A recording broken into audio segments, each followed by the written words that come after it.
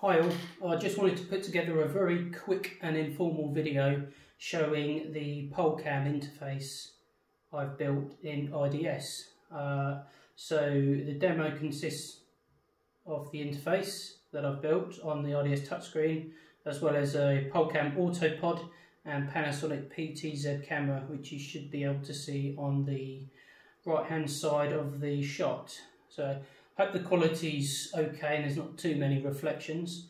But what I'll do, I'll just quickly run through the features and functionalities I've built into the demo, just so you can see what's being done.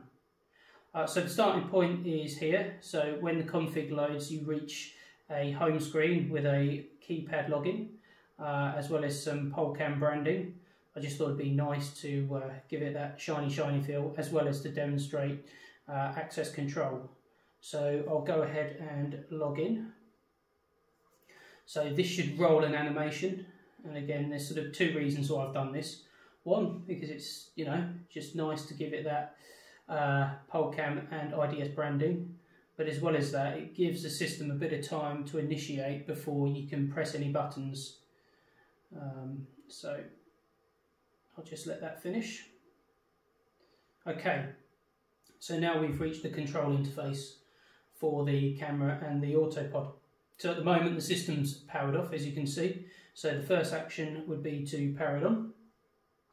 So the press of that button moves the Autopod into its calibration position, and it switches on the Panasonic camera. So we should get a bit of video in a moment. Here we go. So it's just finishing on the power on process.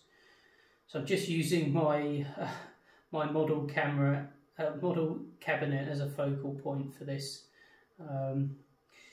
Okay, so the interface is now active. So I guess the first thing to say is that camera control isn't anything new really for IDS. We've done it before in many different flavours, but what I've tried to do here is just improve on the user experience. So just to run through what you can see, so on the left hand side of the screen we've got the standard pan, tilt, zoom controls. So we can pan, we can tilt, and we can zoom, and we can change the focus if we really want to. And as well as that, we've got the elevation features for the PoleCam, as you can see moving. So as well as all that, we've got 10 configurable presets which can be stored and recalled at any time. So if I just press one of those, you should see it kick into action. So that single preset can recall an elevation point on the Autopod, as well as a pan, tilt, zoom coordinate on the Panasonic camera. So just move to another one, and again another one, so you can just see how quickly that is to recall. So that's kind of the basic functionality of the control surface, but I've added in a few extra features as well. So under here, this speed icon, what we've got is the ability to adjust the speed of mechanical movements, so the elevation, the pan, the tilt and the zoom, which I thought is quite a nice feature. So just to demonstrate that, so here where I'm focused in on one of my models, if I was to crank up the pan and try and maybe move central on that, it'd be very difficult. If I was to drop that right down, then you can see how much easier it is. So again, from a user perspective, you know, it just adds a better user experience, being able to have fine controls. And so that goes for the tilt, the zoom and the elevation.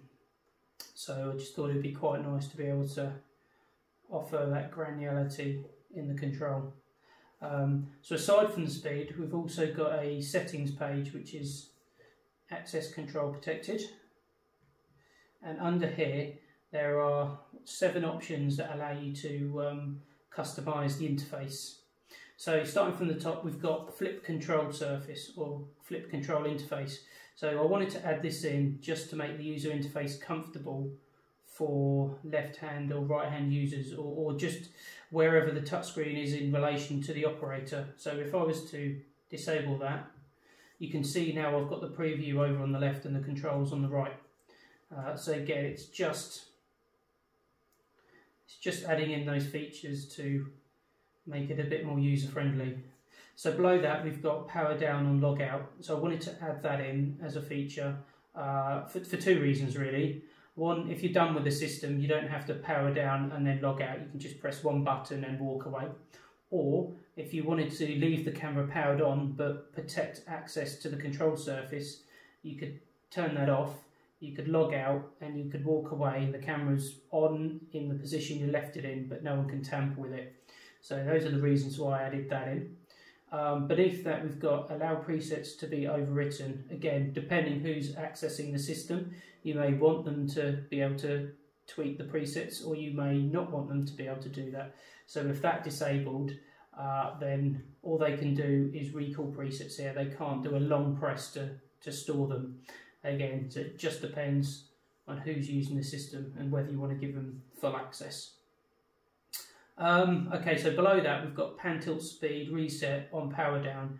So what this does is by default all the speeds are set to 50% on power up. When you power down the system with this option enabled, it will reset them all to 50. However, if I turn that off, then the speeds will be left to wherever they were last configured. So there may be reasons why you want it to be reset or reasons why you don't. So I just thought it'd be quite a nice feature to add in. Below that we've got pan reverse and tilt reverse, and they kind of go together. So one of the things I noticed with these autopods is that sometimes the cameras can be mounted upside down, so in effect your controls would be inverted. So what I wanted to be able to do was to include these options for that scenario. So if the camera is upside down, then you can invert the controls, so your left becomes right and your right becomes left, your up becomes down and your down becomes up. So it just again offers that flexibility depending on how the system's set up. So those are why I added those in. And then finally we've got something called 8-way PTZ control. So if I enable that and go back to the interface, so what you can see now, instead of just having your pan and your tilt, we've got pan tilt combined. So here we can make a combined movement which is both pan and tilt. So again, there might be times where a user wants the ability to do that, or there may be times where they don't need that. So again, it was just about adding in that functionality and giving it that customized feel. So you can see with that disabled, we go back to just your regular pan and tilt controls. So that's really it in a nutshell. Be interested to know what you guys think. Hopefully when we show it off to Stefan, it's you know, it goes down well. But yeah, thanks for watching guys. Cheers.